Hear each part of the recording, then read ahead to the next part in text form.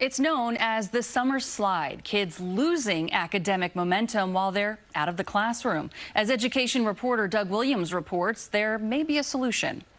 Up, great day for up. At Harlem Village Academy's charter school, school is in session in mid-August. That's because it's part of a Bloomberg Philanthropies program called Summer Boost, aimed at tackling what's known as the summer slide. If you're exercising, you're getting stronger.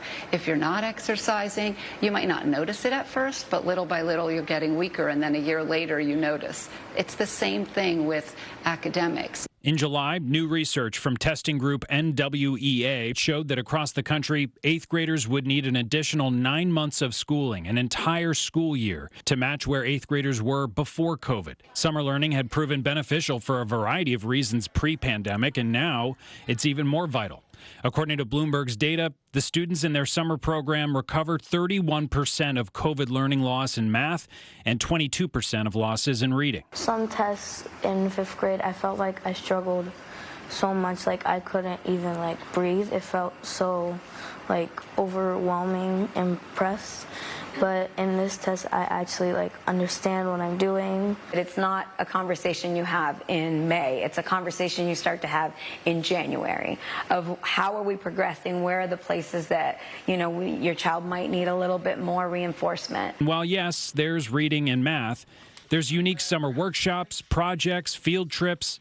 As a result, the students sound grateful to be there, even during the summer. What do you like to learn while you're here? We get to do problem solving. I also meet new people. I felt like I have grown so much from the end of the school year to now, almost in 6th grade in a few days.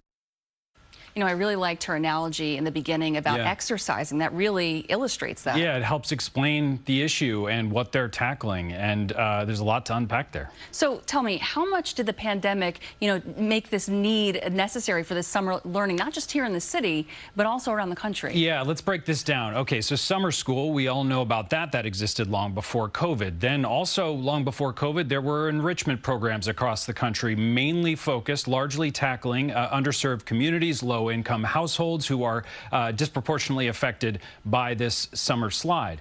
Now it's almost as if we need a combination of the two. I mean, put it this way, basically the risks of falling behind the summer slide, not new.